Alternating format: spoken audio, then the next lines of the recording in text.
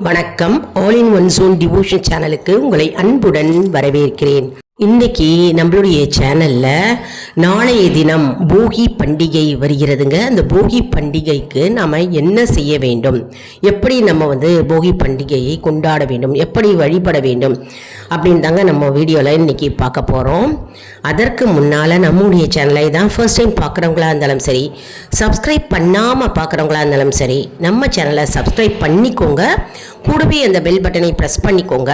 All என்கின்ற ஆப்ஷனையும் press பண்ணிக்கோங்க. அப்போ தான் நான் போடுற வீடியோஸ் எல்லாம் உங்களுக்கு உடனுக்குடன் நோட்டிஃபிகேஷனில் மிஸ் பண்ணாமல் தெரிய வரும். சரி வாங்க, இப்போ நம்ம வீடியோக்குள்ளே போகலாம். போகி பொங்கல் எப்போ வருது? எப்போவுமே தை பொங்கலுக்கு முதல் நாள் போகி பொங்கல் வருங்க ஒவ்வொரு வருஷமும். அதாவது நாளைய தினம் போகி பண்டிகை. போகி பண்டிகை பழையன கழிதலும் புதியன புகுதலும் அப்படின்றது தான் ஒரு பழமொழியாக சொல்வோம். போகி என்றாலே இந்த போகி, அப்பேற்பட்ட போகி பண்டிகை அன்னைக்கு, போகி திருநாள் அன்னைக்கு நம்ம என்னெல்லாம் செய்யணும் அப்படின்னு நம்ம இப்போ பார்க்கலாம். அதாவது போகி என்றால் என்ன அப்படின்னு பார்க்கலாம் இப்போது. அதாவது இந்திர பகவான் மழைக்கு அதிபதியாக இருக்கிறார் இல்லையா? மழை பெய்வதற்கு காரணமாக இருக்கின்ற இந்திர பகவானை நாம் நன்றி கூறும் வகையில் இந்த போகி என்கின்ற போகி பண்டிகையை நாம் கொண்டாடுகிறோம். அதாவது இந்திர பகவானின் கட்டளையால் மழை பெய்கின்றது.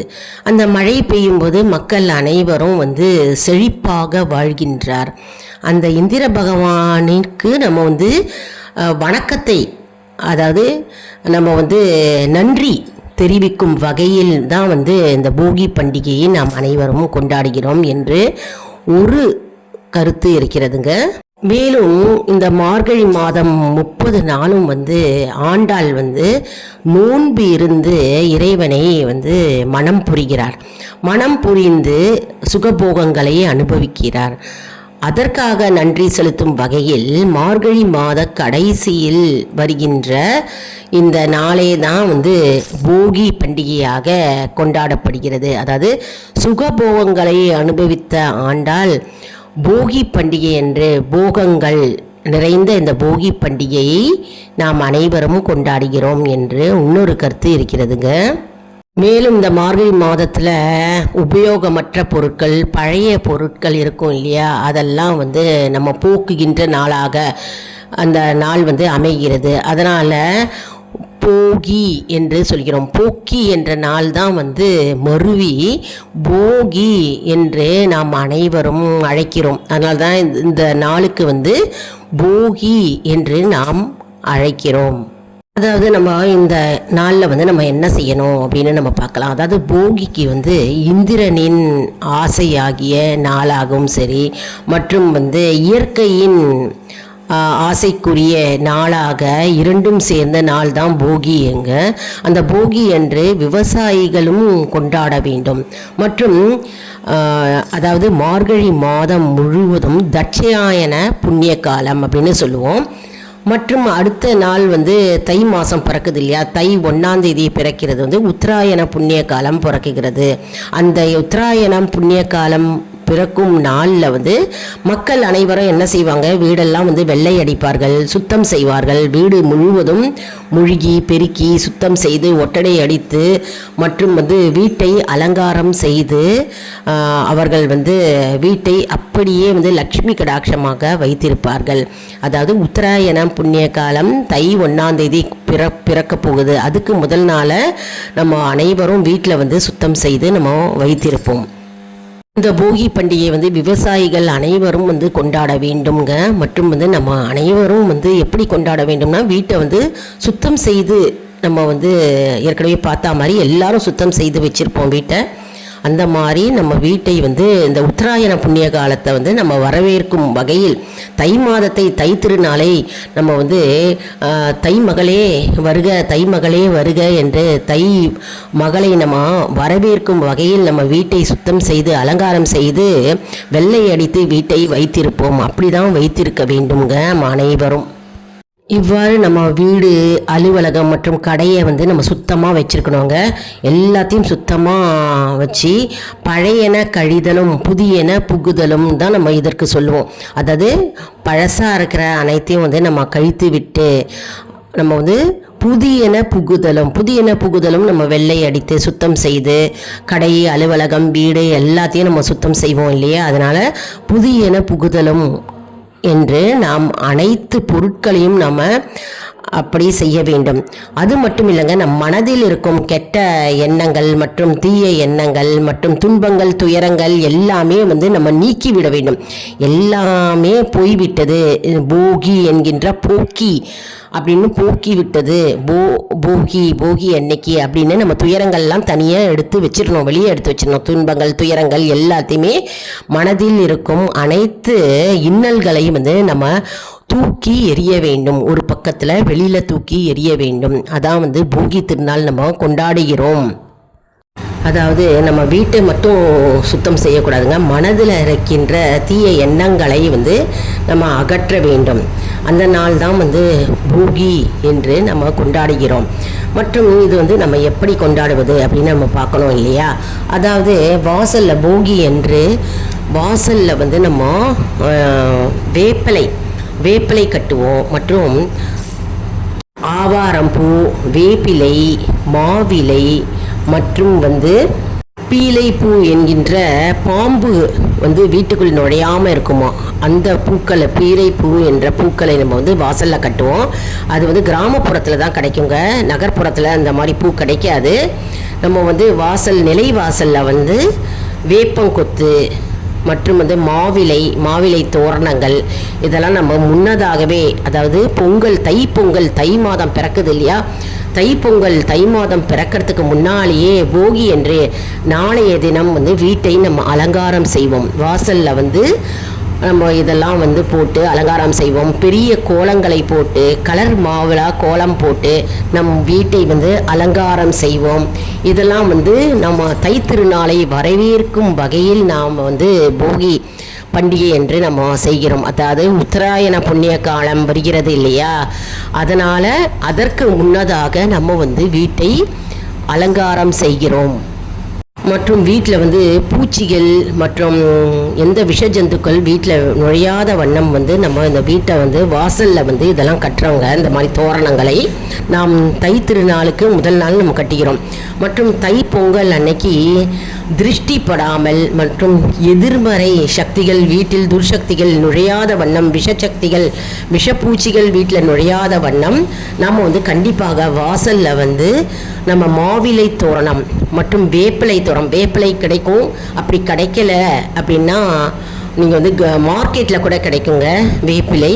மாங்கொத்து, வீடுகளில் மாமரம் இருந்தால் மாங்கொத்து எடுத்து பறித்து நம்ம வாசலில், நிலை வாசலில் இருக்கு இல்லையா, அதில் 2 பக்கமும் மாவிலை கட்டணும், வேப்பிலை தோரணம் கட்டணும். மற்றும் வந்து ஆவாரம் பூ அது கட்டலாம். இதெல்லாம் வந்து விஷஜந்துக்கள் மற்றும் வந்து நம்ம வீட்டில் வந்து திருஷ்டி தோஷம் இல்லாமல் இது வந்து நம்ம வீட்டை காப்பாற்றும். ஒரு சிலர் என்ன செய்வார்கள் வந்து 2 சக்கர வாகனங்கள் மற்றும் 4 சக்கர வாகனங்களில் வந்து இந்த மாதிரி கட்டுவாங்கங்க. வேப்பம் இலை போட்டு கொத்தலாம், வேப்பம் கொத்து மற்றும் வந்து மாவிலை வந்து கட்டலாங்க. 2 சக்கர வாகனங்களுக்கும் கட்டலாம். அதாவது திருஷ்டி தோஷம் வராமல் இருக்கும், விஷ ஜந்துக்கள் வராமல் இருக்கும், தீய எண்ணங்கள் நமக்கு வராமல் நம் வீட்டையும் நம்முடைய வாகனத்தையும் காப்பாற்றும். அந்த நம்பிக்கையின்படியில் தான் நம்ம வந்து பொங்கலுக்கு முதல் நாள் போகி அன்றே நம்ம வந்து வீட்டை அலங்காரம் செய்து நம்ம இந்த மாதிரி கட்டுகிறோம்.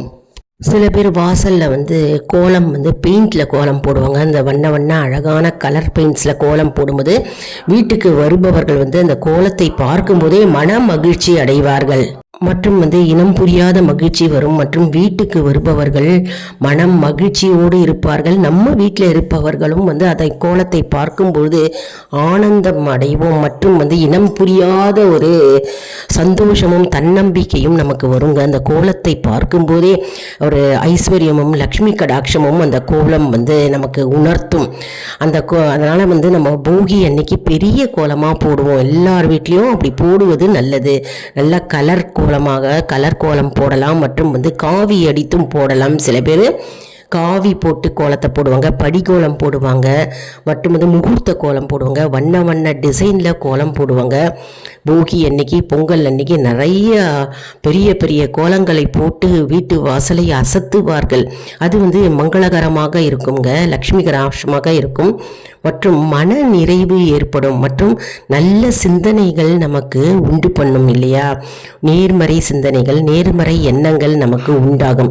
அதனால் நம்ம வந்து போகி அன்னைக்கு வீட்டை அழகாக அலங்கரித்து, நம்ம வெள்ளை அடித்து வீட்டை சுத்தம் செய்து பெயிண்ட் செய்து மற்றும் பெயிண்ட் கோலங்களை போட்டு எல்லாம் நம்ம அலங்காரம் செய்து நம்ம ஒரு விழா காலமாக நம்ம வந்து கொண்டாடுவோம். அதாவது தை திருநாள், தை மகளை நம்ம வரவேற்கும் வகையில் நம்ம வந்து முதல் நாள் போகி என்று நாம் அனைவரும் இந்த மாதிரி செய்வோம்.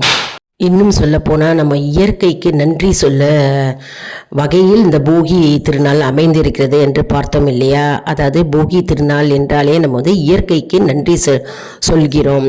அதாவது இந்திர பகவானுக்கு நன்றி சொல்கிறோம். மழையை பொழிந்து நாம் அனைவருக்கும் இன்ப போகங்களை, செழிப்பை கொடுத்து கொண்டிருக்கின்ற இந்திர பகவானுக்கு நன்றி சொல்லும் வகையில் மார்கழி மாதத்தில் நம்ம வந்து இந்த போகியை கொண்டாடுகிறோம் அப்படின்னே நம்ம சொல்லலாங்க. அதனால் வந்து போகி எப்படி கொண்டாடுவோம், என்ன மாதிரி நம்ம வந்து பூஜை செய்ய வேண்டும், மற்றும் வந்து நம்ம எப்படி வழிபட வேண்டும் அப்படின்னு பார்த்தோம் இல்லையா.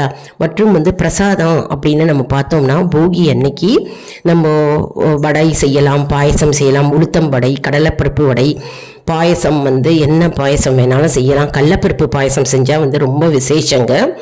மற்றும் வந்து சில பேர் வந்து போலி செய்வாங்க, போலி செஞ்சும் அன்னைக்கு நெய்வேத்தியம் பண்ணுவாங்க. சில பேர் அப்படி நமக்கு வயதானவர்கள் நமக்கு செய்ய முடியவில்லையே அப்படின்னு இருப்பாங்க. அப்படி வயதானவர்கள் வீட்டில் இருந்தாங்க, செய்ய முடியல, 2 வயதானவர்கள் இருக்கிறார்கள், செய்ய முடியவில்லை என்றால் பழம் பால் வைத்து நெய்வேத்தியம் பண்ணலாம், அதில் தப்பே இல்லை. பாலில் வந்து வெள்ளக்கட்டியை வந்து பாலில் போட்டு கலந்து நெய்வேத்தியமாக செய்யலாங்க, செய்ய முடியாதவங்க. அதனால் வந்து அப்படியும் நம்ம செய்யலாம். அதனால் போகி பண்டிகை வந்து நம்ம வந்து வடை, வெறும் பாயசம் மட்டும் செஞ்சு நம்ம நெய்வேத்தியமாக பண்ணலாம். அப்படிலாம் வடை, பாயசம், போலி இதெல்லாம் வந்து செஞ்சு சாம்பார், ரசம், காய், கூட்டு, பொரியல், அவியல் மற்றும் கோசுமல்லி எல்லாவற்றையும் செய்தும் நம்ம வந்து அழகாக ஒரு விருந்து மாதிரி செஞ்சு நம்ம பகவானுக்கு படையல் இடலாம். மிகவும் அற்புதமான திருநாள் போகி திருநாள் நாளைய தினம் வருகிறது. மற்றும் நாளைக்கு அடுத்த நாள் வந்து தை பொங்கல், அதற்கு முதல் நாள் நாளைக்கு போகி பண்டிகை நாம் அனைவரும் கொண்டாடி மகிழ்வோம்.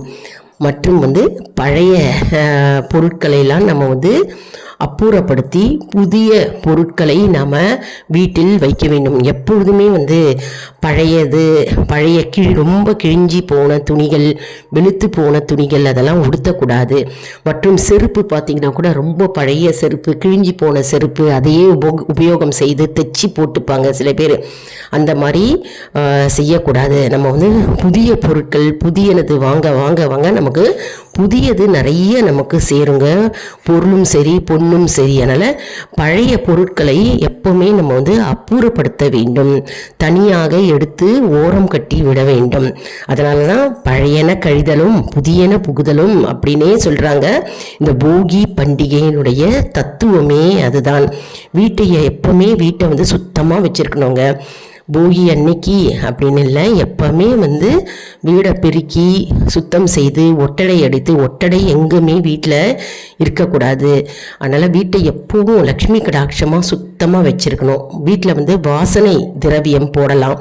செவ்வாய் வெள்ளிக்கிழமை அன்னைக்கு சாம்பிராணி போடலாம். நான் நிறைய வீடியோஸில் சொல்லியிருப்பேன் எப்படி நம்ம வந்து வீட்டில் வந்து சாம்பிராணி தூபம் போட வேண்டும், எந்த நாட்களில் போடணும், வீட்டில் வந்து எந்த திசையில் விளக்கு ஏற்றணும், எப்படி விளக்கு ஏற்றணும், எத்தனை முகம் விளக்க ஏற்றணும், எந்த நாளில் எத்தனை முகம் விளக்கு ஏற்றினா நமக்கு நல்லது, என்ன திரி போட வேண்டும், என்ன திரி போட்டால் நமக்கு வீட்டுக்கு வந்து நல்லது நடக்கும், அதனுடைய பலன்கள் என்ன அப்படின்னு எல்லாமே நம்மளுடைய சேனலில் அப்லோடு பண்ணியிருக்கேங்க வீடியோஸு. சப்ஸ்கிரைப் பண்ணி வச்சுக்கோங்க. நம்ம சேனலில் சப்ஸ்கிரைப் பண்ணினீங்கன்னா கண்டிப்பாக வந்து எல்லா வீடியோஸும் உங்களுக்கு அப்படியே நோட்டிஃபிகேஷனில் தெரிய வருங்க. பெல் பட்டனை மறக்காமல் ப்ரெஸ் பண்ணிக்கோங்க. பெல் பட்டனை ப்ரெஸ் பண்ணிவிட்டு ஆல்னு இருக்கும் பக்கத்தில் ஆல்ன்ற ஆப்ஷனை வந்து ப்ரெஸ் பண்ணிக்கோங்க. எல்லாமே உங்களுக்கு வருங்க. நிறைய வந்து அற்புதமான தகவல்கள், முக்கியமான தகவல்கள் நம்மளுடைய சேனலில் இருக்குங்க. அதனால் நம்ம சேனலை வந்து சப்ஸ்கிரைப் பண்ணிவிட்டு பாருங்கங்க. இந்த வீடியோவில் நம்ம போகி பண்டிகை என்று என்ன செய்ய வேண்டும், போகி வரலாறு அப்படின்னு நம்ம பார்த்தோம். இந்த வீடியோ உங்களுக்கு மிகவும் பயனுள்ளதாக இருக்கும் என்று நான் நம்புகிறேன். இந்த வீடியோவுக்கு ஒரு லைக் கொடுங்க. இதை மற்றவர்களுக்கும் ஷேர் செய்யுங்கள், அவர்களும் பலனடையட்டும். மேலும் ஆல் இன் ஒன் ஜோன் அன்பர்களுக்கு ஒரு அன்பான வேண்டுகோள். நம்முடைய கம்யூனிட்டி போஸ்ட்டில் கேள்வி பதில் நேரம் வருங்க. அந்த கேள்விகளுக்கு பதில் தாங்க. இதன் மூலம் நம்முடைய ஆன்மீக பயணம் எப்படி இருக்கிறது என்பதை நாம் தெரிந்து கொள்ளலாம் இல்லையா? இது சப்ஸ்கிரைப் செய்தவர்களுக்கு மட்டுமே தெரிய வரும். அதனால் நம்முடைய சேனலை மறக்காமல் சப்ஸ்கிரைப் செய்து கொள்ளுங்கள். அடுத்த வீடியோவில் வேறொரு தலைப்புடன் உங்களை வந்து சந்திக்கிறேன். நன்றி, வணக்கம்.